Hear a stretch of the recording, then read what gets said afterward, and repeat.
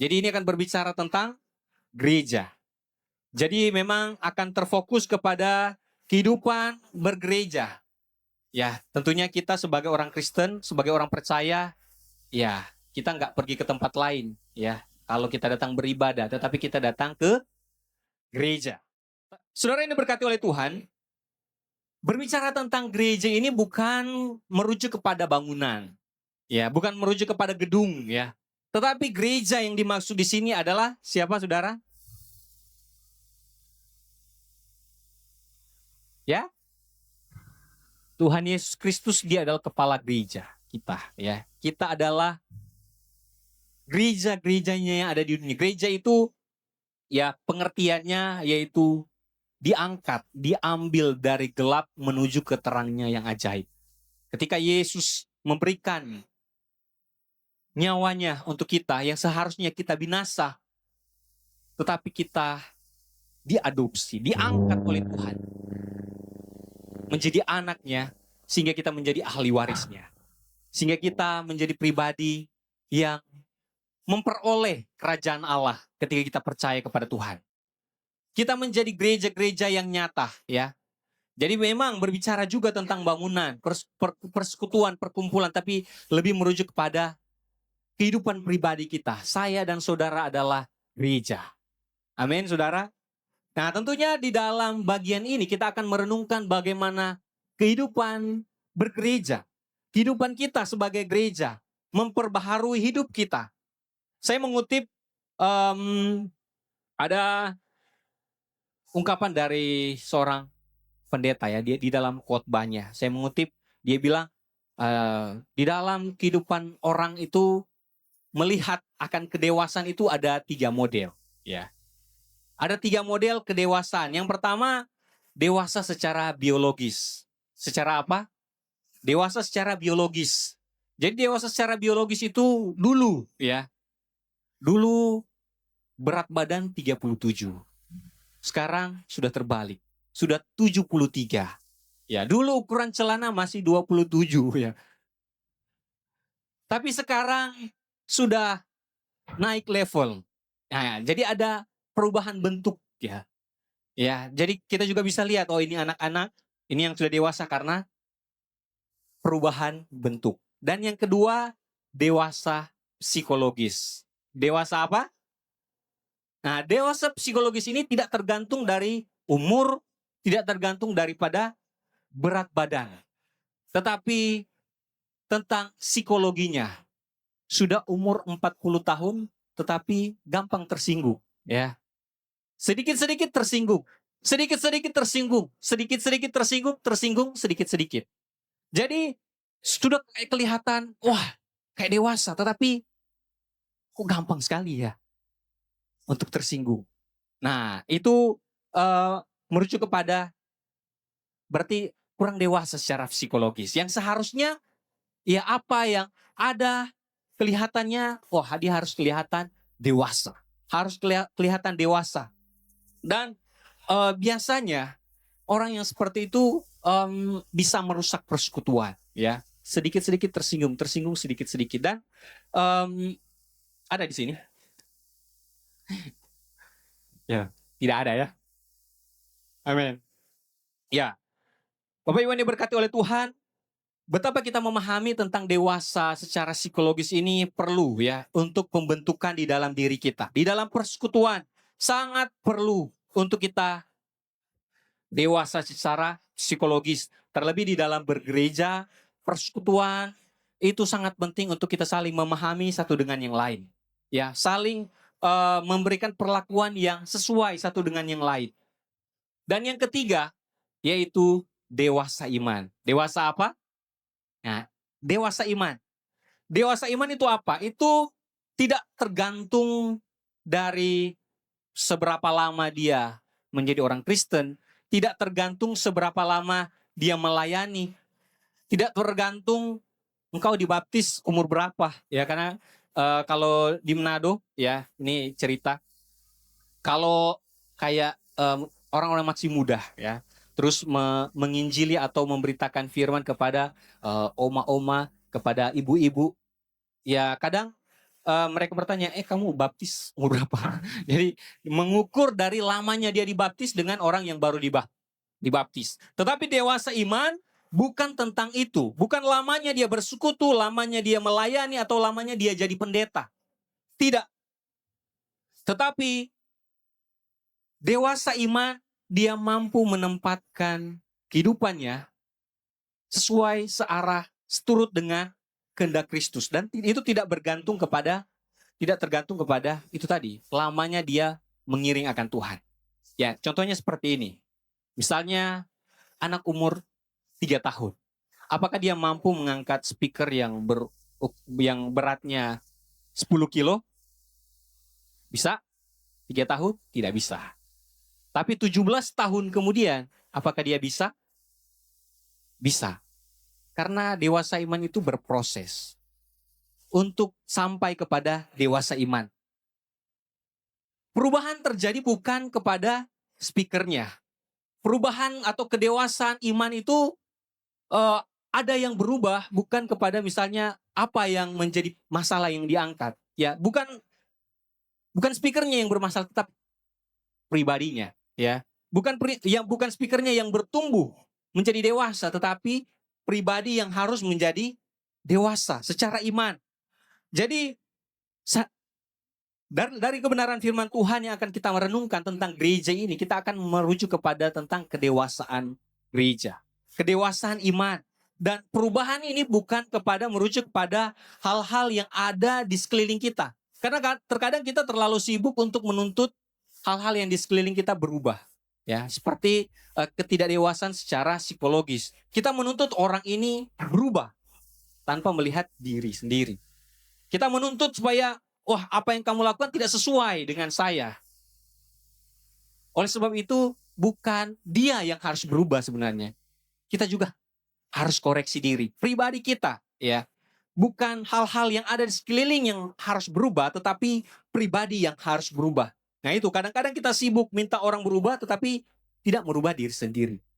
Nah, orang yang dewasa secara iman, dia tidak akan menangisi akan bebannya yang berat, ya. Dia akan tidak terlalu merasa terpuruk dengan proses yang luar biasa dialami. Dia kan tidak terlalu terpuruk dalam hal itu karena dia menyadari ketika Tuhan membentuk dia di dalam proses, itu ada tujuan Tuhan yang indah. Amin. Ketika Tuhan membawa dia di dalam mengalami berbagai macam beban hidup, dia tahu sebagai orang yang dewasa iman, ada tujuan yang indah, ada pelangi sehabis.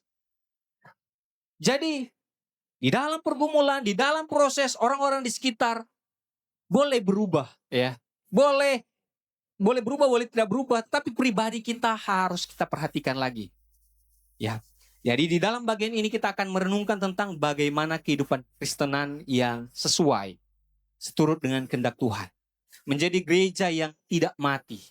Ya, karena kalau kedewasaan ini tidak ada, itu sia-sia.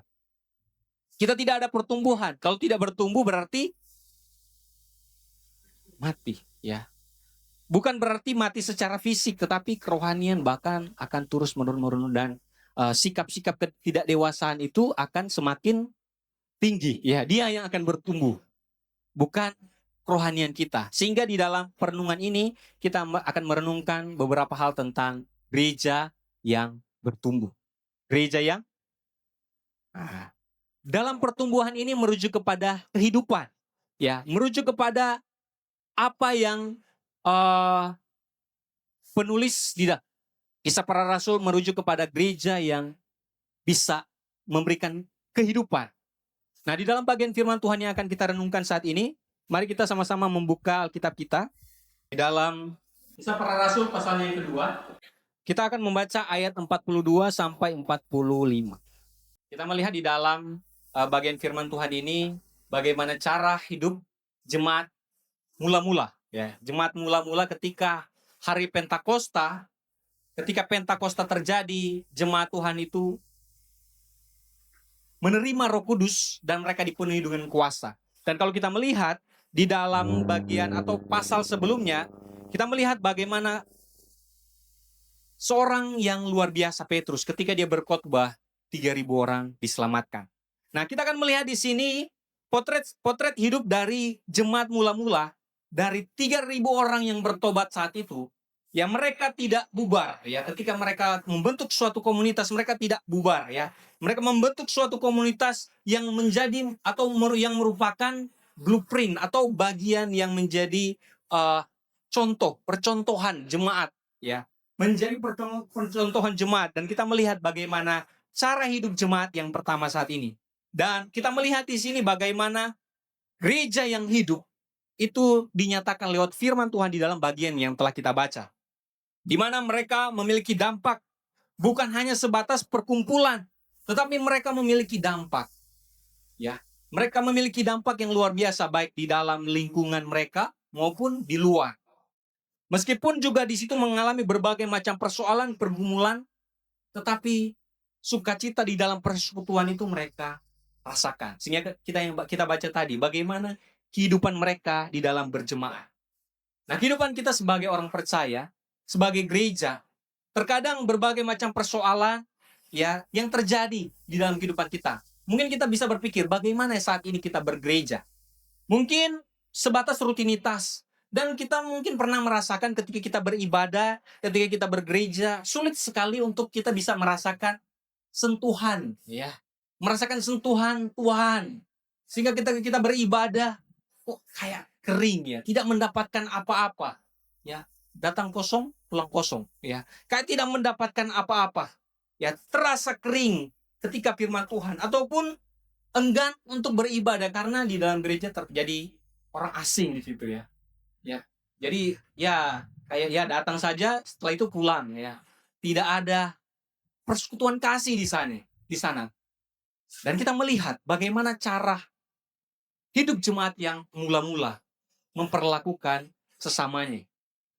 Ya, banyak orang yang enggan karena merasa asing ya, tidak ada kasih di dalam persekutuan. Kemudian persoalannya juga banyak yang menjadi pribadi yang pasif. Ya, pasif ya, sulit memberi ya, baik di dalam pelayanan maupun di dalam materi untuk pekerjaan Tuhan. Dan hal ini akan kita renungkan, saudara, karena ini sangat berdampak, ini sangat krusial di dalam gereja.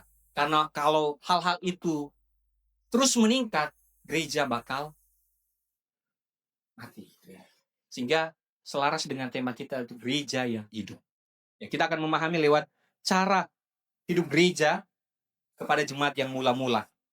Kita memahami bahwa ketika Pentakosta terjadi, mereka bertekun dalam pengajaran. Ayat bagian ini saya ringkas. Dalam persekutuan, dalam pemecahan roti dan doa, segala kepunyaan mereka adalah kepunyaan bersama. Mereka menjual harta benda dan membagikannya kepada semua orang sesuai dengan keperluan masing-masing. Jadi ini kehidupan yang terjadi, ya. Kehidupan yang terjadi kepada jemaat mula-mula di Yerusalem pada saat itu. Ya, jadi ini bagian firman Tuhan yang akan kita renungkan. Bagian pertama yang akan kita renungkan, ada beberapa ciri ya gereja yang hidup menurut kehendak Tuhan, dan bagaimana menjadi gereja yang hidup seturut dengan kehendak Tuhan menurut Kisah Para Rasul 2 ayat 42 sampai 45. Yang pertama, bertekun dalam firman Tuhan. Jadi salah satu ciri jemaat ya yang mencirikan gereja yang hidup adalah bertekun dalam firman. Sama-sama katakan dalam firman. Nah, ungkapan kata bertekun ini bukan hanya sekedar membaca ya, bukan hanya sekedar mendengar sekali ya. Kita GGI Nusantara Baru punya kegiatan gerakan baca Alkitab. Jadi bukan hanya sebatas, tapi bertekun ya. Dan makna aslinya adalah setia. Ya, bertekun yang memiliki pengertian setia, berpegang teguh, dan mencurahkan energi secara terus-menerus. Ya. Jadi di dalam bagian firman ini kita memahami bahwa setia, terus-menerus melakukan firman Tuhan, melekat erat akan kepada firman Tuhan, terhadap firman Tuhan yang diajarkan oleh rasul-rasul yang menjadi saksi. Ya, saksi tentang perjalanan Kristus, tentang kematian dan kebangkitan Kristus. Dan inilah yang menjadi dasar. Inilah yang menjadi fondasi penting di dalam kehidupan kita sebagai orang percaya. Jadi, sebagai orang percaya, fondasi utama kita yaitu firman Tuhan. Firman Tuhan adalah fondasi utama di dalam kehidupan kita ketika kita bergereja. Dan menjadi gereja yang hidup ketika dibangun atas fondasi yang kokoh, yaitu firman Tuhan. Banyak sekali ya atau motivator-motivator, orang-orang yang memberikan gambaran-gambaran untuk ini supaya sukses dan berbagai macam hal. Tetapi landasan yang kokoh yaitu firman Tuhan yang menjadi dasar kehidupan kita. Saat ada di dunia maupun ketika kita meninggalkan dunia ini, kita akan merasakan hasilnya. Nah, saudara yang diberkati oleh Tuhan, memandang firman Tuhan terkadang banyak orang yang lebih merujuk kepada kesenangan telinga. Sehingga banyak anggota-anggota yang jadi kutu loncat ya. Cuman ketika pindah gereja atau di dalam kehidupan bergereja cuman hanya mau dipenuhi oleh segala keinginan ya, baik keinginan telinga, pendengaran, wah di gereja sini musiknya mantap, top. Gereja di sini, wah pengkhotbahnya lucu ya, sering ketawa-ketawa.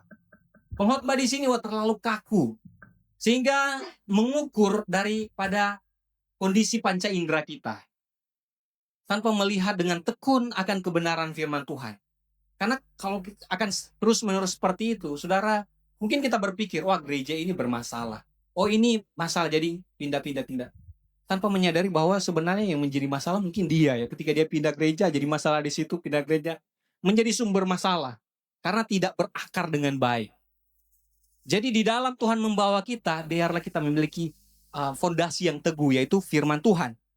Ya, ketika kita beribadah, jangan memiliki mental penonton ya. Kalau menonton hanya mencari hal-hal yang enak saja. Ketika teguran, tidak mau dengar. Ketika arahan firman Tuhan mengatakan ini, memang setiap aturan, setiap arahan firman Tuhan tidak akan ada yang pernah cocok di dalam kehidupan kita. Betul? Betul apa betul? Enggak akan pernah ada yang pasti cocok. Karena keinginan daging kita yang kuat, yang selalu merindukan akan kedagingan duniawi. Yang sangat bertentangan dengan kebenaran. Dan kenikmatan dunia itu sangat menggoda ya. Sangat-sangat menggoda. Sehingga akhirnya banyak mengorbankan persekutuan. Oleh sebab itu, biarlah kita memiliki fondasi yang kokoh di dalam kita menjadi orang percaya, itu firman Tuhan. Kalau tidak kokoh ya tentunya mudah goyah ya. Tidak kokoh di dalam kebenaran firman Tuhan akan tumbang ya ketika ada pergumulan, ketika ada cobaan, ketika ada hal-hal di sekeliling kita yang mau mengarahkan kita untuk ya tinggalin aja lah. Ngapain di situ? Ya gampang sekali karena tidak memiliki fondasi yang kuat. Kalau kita memiliki fondasi yang kuat, kita akan percaya bahwa proses yang Tuhan siapkan ini untuk membentuk saya. Jadi bukan hal-hal yang ada sekeliling kita yang kita tuntut untuk berubah, tetapi kehidupan kita untuk tetap setia dan bertahan dengan kebenaran firman. Amin. Jadi saudara yang berkati oleh Tuhan, firman Tuhan yang mengubahkan akan setiap kehidupan hati kita. Dan biarlah kita terus memiliki kerinduan yang sungguh di dalam kita mendengar firman Tuhan. Ya, saudara yang diberkati oleh Tuhan, firman Tuhan kadang kalau sudah di atas 40 menit sudah mulai gelisah, ya kan? Sudah mulai, mulutnya udah mulai goyang-goyang. Ya, saudara yang diberkati oleh Tuhan, kebenaran firman Tuhan mengubahkan. Sehingga hal-hal yang seperti itu terkadang membuat kita untuk, wah, namanya masih daging, perasaan seperti itu pasti ada. Tetapi di sini ada, duduk di mana? Ya, firman Tuhan mengubah hati. Maka buahnya itu harus terlihat bukan hanya sebatas perubahan secara pribadi, tetapi ada tindakan. Ya, ada tindakan, ada buah yang bisa dilihat orang, ada buah yang harus dinikmati oleh orang lain. Yang kedua, yaitu bertumbuh dalam persekutuan. Nah, saudara yang diberkati oleh Tuhan, ketika kita memahami tentang bertekun di dalam firman Tuhan, kita memahami bahwa firman Tuhan adalah sebagai dasar kehidupan kita, mengarahkan kita kepada hidup yang betul-betul sesuai dengan kehendak Tuhan. Sehingga ada seorang teolog yang mengatakan tentang ini. Beberapa orang menginginkan manifestasi roh tanpa mau bertekun dalam pengajaran. Maunya ada manifestasi Roh Kudus ya. Selalu cari ya di mana gereja yang bisa melompat-lompat dan bisa dipenuhi dengan Roh Kudus ya. Atau hal-hal yang berbicara tentang manifestasi roh tanpa bertekun di dalam pengajaran, karena pengajaran itu adalah penting. Namun jemaat di Yerusalem menunjukkan bahwa kuasanya Roh Kudus justru menghasilkan murid-murid yang setia, duduk dan belajar. Dan firman tanpa roh akan kering, tetapi roh tanpa firman akan liar, karena tidak memiliki landasan yang teguh. Jadi ketika kita memahami landasan yang teguh ini, seharusnya ini membuahkan sesuatu yang bisa dinikmati oleh orang lain, yaitu bagian yang kedua. Ya, next. Bertumbuh dalam persekutuan. Sama-sama. 1, 2, 3. Nah, persekutuan ya memberikan pengertian, ada kata koinonia. Ada 3 pilar gereja, yaitu ada yang tahu? Koinonia, diakonia, dan marturia. Jadi ini merupakan pilar gereja tentang kesaksian, tentang bersekutu, dan tentang pelayanan. Dan ini menjadi bagian daripada gereja. Salah satu pilar yang dibahas di dalam bagian ini yaitu koinonia, persekutuan. Di sini bukan sekedar perkumpulan sosial atau nongkrong biasa. Ya, GGP Pasar Baru tidak seperti itu ya. Bukan hanya seperti itu. Ini adalah ikatan yang supernatural yang dipersatukan oleh Roh Kudus ya. Jadi itu ada mereka memecah-mecahkan roti bersama. Ini menunjukkan adanya kesatuan hati. Di zaman itu kasta itu sangat berpengaruh. Jadi orang budak dan tuan itu tidak boleh satu meja. Tetapi ketika para murid melakukan perjamuan pada saat itu sama. Jadi tidak ada kasta yang lebih tinggi dan lebih rendah. Jadi memperlakukan sama sehingga orang yang pada saat itu menjadi budak tidak merasa disisihkan, ya, tidak merasa terpinggirkan. Karena praktek pada saat itu namanya budak ya harus makan nak bersama-sama dengan tuannya. Dan ini merupakan pertunjukan yang luar biasa ketika gereja mula-mula hadir. Menunjukkan adanya kesatuan hati, kerendahan hati, dan rasa syukur yang berpusat kepada Kristus. Jadi pusatnya bukan kepada pribadi. Ya, pusatnya bukan karena saya lebih tinggi dari dia, saya yang memiliki jabatan lebih tinggi dari dia. Tetapi ada pertumbuhan dalam persekutuan. Ya, saling mengasihi satu dengan yang lain. Persekutuan tetap bersatu, ya. Jadi ini merupakan ungkapan berkumpul atau bersatu dalam ikatan Kristus. Nah, saudara yang diberkati oleh Tuhan, kita memahami ini bahwa saling menguatkan satu dengan yang lain, saling mendoakan satu dengan yang lain. Jadi tidak berjuang sendiri di dalam hidup. Sehingga gereja mula-mula itu sangat kuat, saudara. Karena yang lemah ya ditopang oleh yang kuat. Ya. Kalau kita melihat di dalam bagian firman Tuhan ayat 42, mereka bertekun dalam pengajaran rasul-rasul, dalam persekutuan, dalam memecah-mecahkan roti dan berdoa. Ini merupakan ungkapan yang luar biasa di dalam gereja mula-mula pada saat itu. Ya, pusatnya itu kepada Kristus. Pusatnya kepada Tuhan. Gereja yang hidup adalah ketika satu anggota mengalami persoalan pergumulan, yang lain menopang. Ya, bukan membiarkan ya. Sudah jatuh ketika dia ini malahan diinjak-injak balik ya. Tidak ya. Tetapi persekutuan yang benar adalah saling menopang satu dengan yang lain. Merasa sedih ketika ada sesama anggota kita merasa sedih. Ya, kalau kita memperhatikan seperti anggota tubuh ya. Tidak ada yang berdiri sendiri yang merasa lebih penting, baik tangan, kaki, dan yang lain. Ya, ketika kita sakit perut misalnya, terus kaki nggak mau jalan, ya gimana? Tetapi semua akan sinkron berjalan bersama-sama bersatu untuk satu kesatuan. Dan itu sangat penting di dalam kehidupan kita di dalam gereja. Dari dalam bergereja, komunitas yang saling mengenal, merangkul, dan melakukan segala sesuatu bukan karena motivasi yang lain. Ya, saya berbuat baik kepada dia karena ada sesuatu yang saya mau dapatkan dari dia. Dan rata-rata kehidupan dunia, baik dalam pekerjaan, bisnis, dan berbagai macam hal, selalu merujuk kepada hal itu. Saya akan baik karena ya ada hal yang akan menguntungkan saya. Nah, saudara yang berkati oleh Tuhan, kita memahami dalam bagian firman Tuhan ini, saling menopang, ya, saling berjuang bersama-sama. Ya, di dalam keluarga pun sangat penting seperti itu, ya. Di dalam berumah tangga sangat-sangat penting. Nah, saudara yang berkati oleh Tuhan, bagian ini menjadi bagian yang sangat penting kita sebagai orang gereja. Kita mengingat bahwa persekutuan juga merupakan bagian daripada pengelolaan. Merupakan daripada pengelolaan, karena di dalam satu persekutuan itu tidak harus seragam ya. Tidak harus apa yang menjadi maunya satu pemimpin misalnya, semuanya harus mengikuti. Atau maunya satu gerakan semuanya. Tidak, saudara. Di dalam persekutuan itu tentunya ada perbedaan. Persekutuan tidak harus seragam. Ya, jadi misalnya kita yang ada di tempat ini dari berbagai macam tempat ya, ada yang dari Sulawesi, ada yang dari Sumatera, ada yang dari mana lagi? Ya, Jawa. Tetapi kita bersyukur bisa terkumpul dalam satu kesatuan ini, ya. Tidak ada yang kita harus bikin kubu sini, kubu Jawa di sini, kubu Manado di sini, tidak ada. Di dalam persekutuan itu tidak ada seperti itu.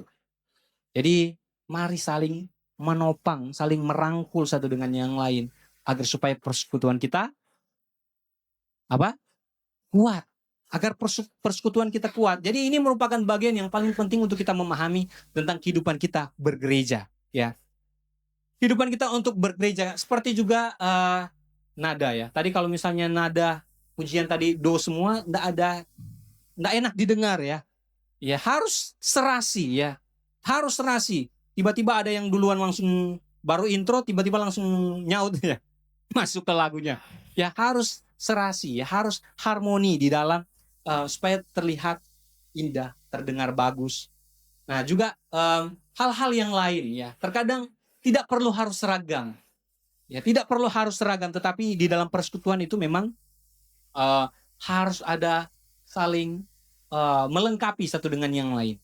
Jangan jadi seperti kopi ya. Kopi terdiri dari kopi, gula, air panas. Nah, tapi yang disebut cuma kopi. Ya. Tapi jadilah seperti kolak ya, meskipun itu ada ubi.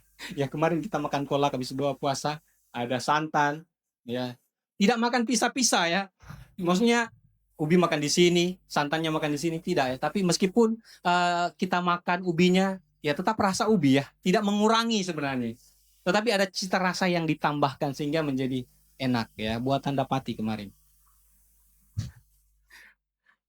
Jadi di dalam persekutuan saling melengkapi satu dengan yang lain, agar supaya terciptalah persekutuan yang bisa dirasakan nikmat. Nah, saudara yang diberkati oleh Tuhan, dalam mengalami kehidupan kita, memang Tuhan memberikan karunia yang berbeda-beda. Ya, berbeda-beda. Karunia Tuhan berikan bagi kita, namun karunia yang Tuhan percayakan bagi kita, mari kita maksimalkan. Ya, dengan ketika Tuhan mempercayakan kita, mungkin karunia kita lebih di musik, di menyanyi, atau di masak, ya. Atau apapun, ketika Tuhan mempercayakan kita dengan kemampuan talenta kita menyadari itu bahwa itu adalah pemberian Tuhan, kita kembalikan untuk kemuliaan bagi nama Tuhan. Jadi ada berbagai macam karunia. Nah, ada 2 karunia yang disebutkan, saya kutipnya di situ ada karunia motivasi, itu tentang khotbah, pujian, nyanyian, dan karunia manifestasi tentang bahasa roh, ada yang menerjemahkan bahasa roh, itu ada ya. Tidak anti tentang Roh Kudus, karena kita gereja Gerakan Pentakosta yang memang harus lebih kepada hal itu, tapi kepada Roh Kudus yang teratur ya. Bukan Roh Kudus yang liar ya seperti tadi ya. Digerakkan oleh kebenaran firman. Nah, itu yang harusnya menggerakkan kita. Nah, di sini kita memahami bahwa di dalam karunia yang Tuhan percayakan itu harus menjadi saksi dan menjadi nyata di dalam kehidupan kita. Dan oleh sebab itu, kita menjadi saksi. Seorang saksi itu dia melihat, dia mengalami, dan dia mengatakan. Ya, kehidupan kita sebagai orang percaya harus menjadi saksi Kristus. Melihat akan apa yang telah terjadi dalam kehidupan kita. Mengalami berbagai macam pengalaman bersama dengan Tuhan. Ya, pembacaan Alkitab kita sudah masuk di dalam kitab Ayub. Kita melihat bagaimana kehidupan daripada Ayub. Pengalamannya yang luar biasa. Ya, kalau kita mengikuti, pasti kita, Ayub sudah selesai kan. Wah, luar biasa kisah Ayub ini. Ya, meskipun sahabat-sahabatnya, istrinya, dengan berbagai macam komentar-komentar yang disampaikan. Bahkan pribadi dia pun, dia melihat dan merasakan, berat. Tetapi ketika dia melihat dan mengalami berbagai macam hal, dia tetap percaya bahwa Tuhan yang dia sembah adalah Tuhan yang ajaib. merancangkan yang terbaik dalam kehidupan Ayub. Dan oleh sebab itu kita memahami ini, ya, sebagai saksi Kristus. Tentunya ketika disuruh untuk bersaksi, ya, ada yang mau bersaksi, wah, ada yang. Tapi kehidupan kita sebagai orang percaya, biarlah di dalam perjalanan dimanapun Tuhan membawa kita, kita menjadi kesaksian yang hidup. Tuhan yang kita sembah adalah Tuhan yang ajaib dalam kehidupan kita. Amin. Nah, kita memahami akan bagian ini. Jadi menjadi saksi, melihat, mengalami, dan mengatakan kepada orang lain tentang kebaikan Tuhan. Banyak orang bersaksi, oh saya bersaksi tentang kebaikan Tuhan. Tetapi dari 100% kebaikan Tuhan hanya 5%. 95% saya dulu. Saya dulu, wah, berapa kali saya masuk penjara ya. Sudah 95% dia ceritakan, saksikan dirinya, baru 5% untung ada Tuhan. Jadi terakhirnya untung ada Tuhan. Tetapi biarlah 95% lah kita sampaikan tentang kebaikan Tuhan. Ya. Yang buruk-buruk enggak usah diketahui lah sama orang lain. Kalau buruk-buruk kita sampaikan langsung, wah, lewat saja dia, ini yang bekas pencuri ya ini. Wah, ini bekas masuk penjara ya ini ya. Itu yang tertanam di dalam pikiran. Ketika lebih banyak kita sampaikan kekurangan, ya kekurangan yang lebih banyak. Tetapi kalau lebih banyak kita sampaikan kebaikan Tuhan, tentunya itu yang akan lebih tertanam. Betul? Jadi menjadi saksi, ya, menjadi saksi yang nyata di dalam kehidupan kita.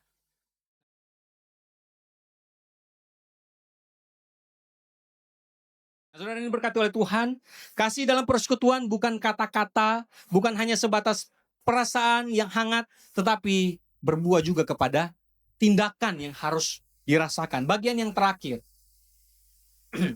Bagian yang terakhir adalah peduli untuk kebutuhan bersama.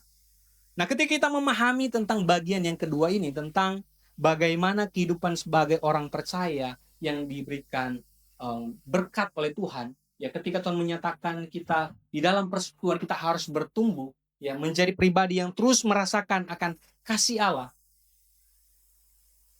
Setelah itu Tuhan mau kita agar supaya kita peduli untuk kebutuhan sesama.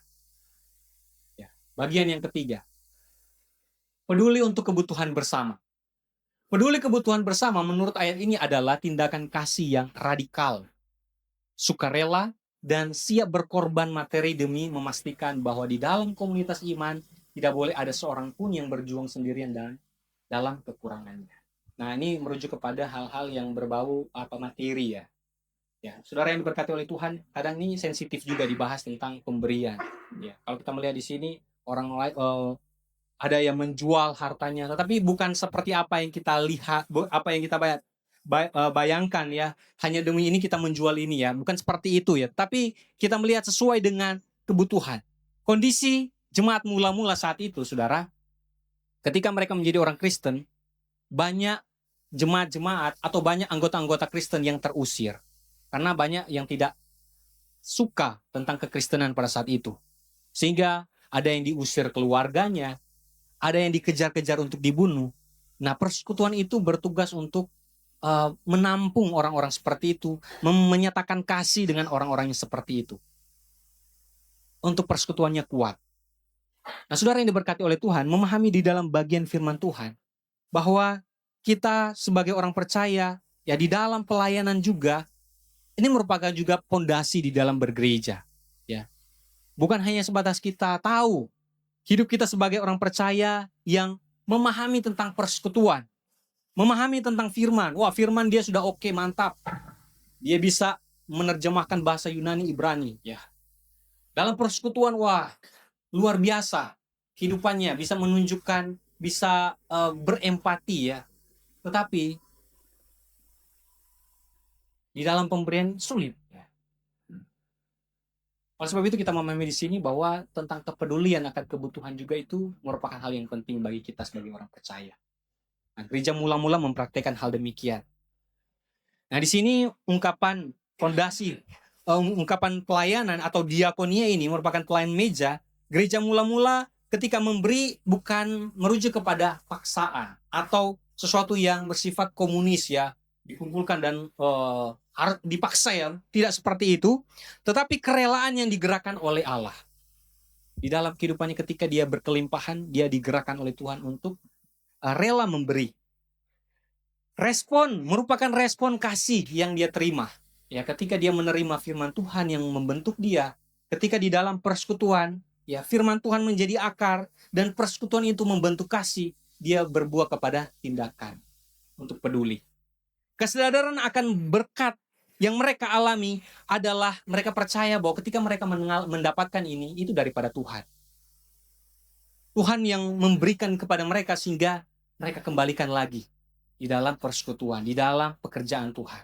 Jadi saudara yang diberkati oleh Tuhan, tentunya di dalam apa yang Tuhan percayakan bagi kita, usaha kita, pekerjaan kita, percayalah bahwa itu hanya titipan. Amin. Ya, hanya titipan Tuhan bagi kita untuk kita kelola. Ya, ketika Tuhan kasih titip bagi kita untuk kita kelola, kalau Tuhan ambil lagi, rela? Tidak semarah. Tentunya kalau Tuhan yang titipkan, ya kalau diambil itu cuma titipan. Ya, sederhananya seperti itu. Jadi kita memahami akan hal seperti itu. Jadi tidak akan merasa terpuruk meskipun ya kadang sakit hati, tapi tidak menjadi tidak terpuruk oleh keadaan sehingga kita down oleh karena hal demikian. Karena banyak yang terjadi seperti itu. Ada yang gila, ada yang bunuh diri gara-gara itu. Tetapi sebagai orang Kristen, ya kita menyadari sebagai orang percaya bahwa materi bukan hal yang terlalu wah ya di dalam kehidupan kita di dunia ini. Tetapi kalau kita memahami di sini materi ini dipakai sebagai alat untuk pekerjaan Tuhan. Jadi jangan jadikan materi sebagai satu-satunya penggerak. Tuhan bisa mengirimkan berkat dari mana saja tanpa kita ketahui, tanpa kita tahu dari mana ya. Karena Tuhan kita Tuhan yang ajaib di dalam hidup kita. Nah, di sini kita memahami kesadaran akan berkat Tuhan yang mereka percaya bahwa itu dari Tuhan. Maka mereka memberi ya sebagai tanda berkat Tuhan dan yang tidak pernah berhenti dalam kehidupannya. Jadi akan terus mengalir ya, tidak ditahan tapi berkat yang terus mengalir di dalam kehidupannya. Nah, saudara yang berkati oleh Tuhan, Tuhan memakai pribadi-pribadi yang digerakkan oleh Tuhan untuk menjadi saluran berkat. Ya, di sini tidak merujuk kepada apa ya, teologi kemakmurannya, tidak ya. Tetapi ini bentuk ketaatan, bentuk kasih. Memberi, ketika di mimbar berbicara tentang memberi, wah ini soal duit lagi ini. Wah, karena ada gereja-gereja yang mempraktikkan hal demikian. Tetapi kehidupan kita harus memahami bahwa ketika kita melihat akan materi yang Tuhan percayakan bagi kita, itu kita lihat itu sebagai alat Tuhan yang Tuhan pakai untuk pekerjaan Tuhan di ladang pelayan. Amin, saudara. Ya, jadi itu alat yang Tuhan nyatakan di dalam kehidupan kita. Jadi saudara yang berkati oleh Tuhan, di dalam bagian firman Tuhan ini kita memahami bahwa kehidupan kita di dalam mengiring akan Tuhan harus memiliki fondasi yang baik. Memiliki fondasi yang baik dan juga kita memahami bahwa di dalam kekristenan ada persekutuan yang intim juga jadi bagian kehidupan kita dan saling peduli. Ya, ada ungkapan dari seorang teolog mengatakan seperti ini. Jemaat mula-mula ya ketika mereka di dalam menerapkan tentang prinsip kepedulian ini, jemaat mula-mula memiliki hati yang besar karena mereka dipenuhi oleh roh yang besar. Mereka tidak melihat harta benda sebagai milikku, melainkan sebagai milik Tuhan untuk menolong sesama. Kepedulian Kristen yang sejati tidak menunggu sampai diminta, ia proaktif melihat kebutuhan dan bergerak untuk menjawabnya. Jadi ketika kita melihat akan kepercayaan yang Tuhan telah nyatakan di dalam kehidupan kita, ya kita juga harus menyatakan itu. Ya, kita harus mengalirkan akan setiap berkat yang Tuhan percayakan dalam kehidupan kita. Kepedulian akan sesama itu sangat penting, saudara. Empati, simpati kepada orang lain itu sangat penting untuk persekutuan gereja. Dan biarlah kita menjadi pribadi yang menerapkan firman Tuhan ini. Amin. Amin kebenaran firman Tuhan. Berbahagialah kita yang mendengar firman Tuhan dan melakukannya.